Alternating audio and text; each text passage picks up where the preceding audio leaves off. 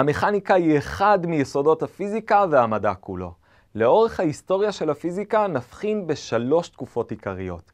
התקופה הראשונה, הפיזיקה העתיקה. שיאה בתקופתו של אריסטו כ-100 שנה לפני הספירה.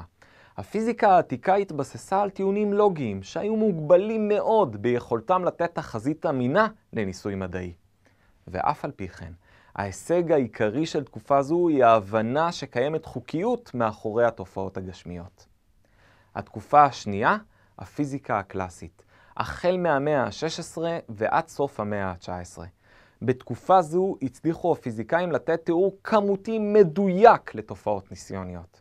המדען הבולט ביותר בתקופה זו, וללא ספק, המדען הפורה ביותר אי פעם, הוא אייזק ניוטון. התקופה השלישית, הפיזיקה המודרנית. תקופה זו החלה בעבודותיו המוקדמות של אלברט איינשטיין בתחילת המאה ה-20. הפיזיקה המודרנית מכילה שתי תורות עיקריות, תורת היחסות והמכניקה הקוונטית. למרות שתורות אלו מספקות תיאוריות חלופיות לתיאוריות הקלאסיות, הרי שההסבר הקלאסי עדיין נותן תחזית מדויקת למרבית התופעות שאנו פוגשים בחיי היום-יום.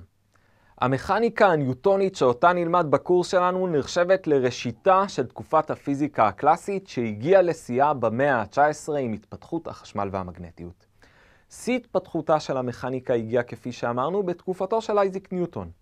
ניוטון נולד לתוך מהפכה, המהפכה המדעית. מהפכה ששינתה את תפיסת העולם והמציאות שסביבנו. המהפכה החלה כאשר קופרניקוס, אסטרונום פולני, מפרסם כי כוכבי השמיים מסתובבים מסביב לשמש ולא מסביב לכדור הארץ כפי שחשבו עד אז. פרסום זה פתח פתח לסדרת גילויים חדשים ומרישים בכל תחומי המדע. אישיות בולטת נוספת שתרמה למהפכה היה גלילאו גלילי, שגילה תגליות אסטרונומיות מרעישות שטלטלו את עולם המדע.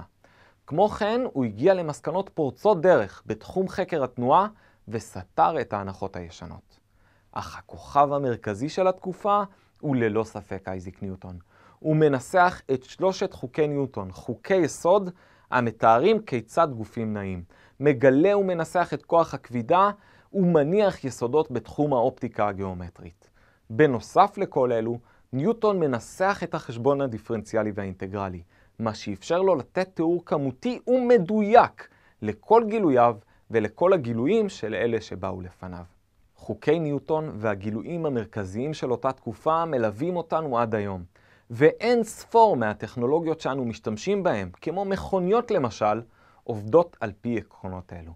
בסיומה של תקופה זו, עולם המדע והצורה בה אנו תופסים את העולם סביבנו לא ייראה שוב אותו דבר.